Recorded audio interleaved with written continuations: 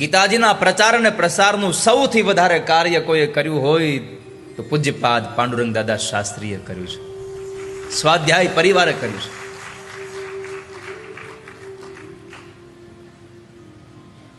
ઘેર ઘેર ગીતા.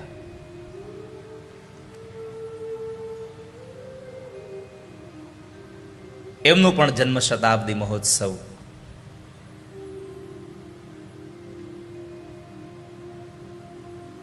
સ્વાધ્યાય પરિવાર તો એક એવો પરિવાર છે, ગમ્યું એટલા માટે કે એ પરિવાર નામ આપ્યું, કોઈ સંપ્રદાય નામ નું આપ્યું. સ્વાધ્યાય પરિવાર.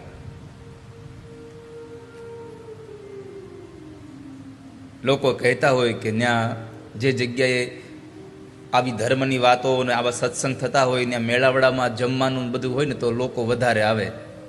સ્વાધ્યાય પરિવાર એકમાત્ર પરિવાર એવો છે કે જ્યાં માણસ પાણીની બોટલ પોતાના ઘરેથી લઈને જાય, કોઈનું પાણી ન પીવે, અને છતાંય લાખોની મેદનીમાં ઇન્સાનો હોય. 2-3 દિવસ જવાનું હોય તો 3 દિવસનું ભાતું ભેગું લઈને જાય, પોતાના ખર્ચે જાય.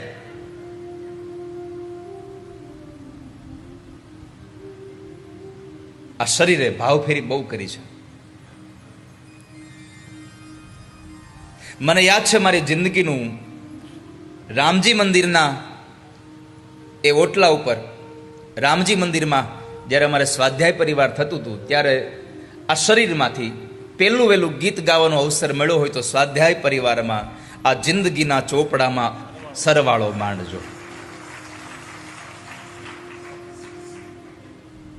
પહેલું ગીતે ગાયું મેં, અને પછી મારી આ ગાવાની યાત્રા શરૂ થઈ. સારું થયું રામજી મંદિરે આ જિંદગીના ચોપડામાં સરવાળો માંડવાનું ગીત ગાયું, અને રામજી મંદિરમાં બેઠેલા એ ઠાકોરે સાંભળ્યું તો આજે તમને બધાને સંભળાવવાનો અવસર મળ્યો.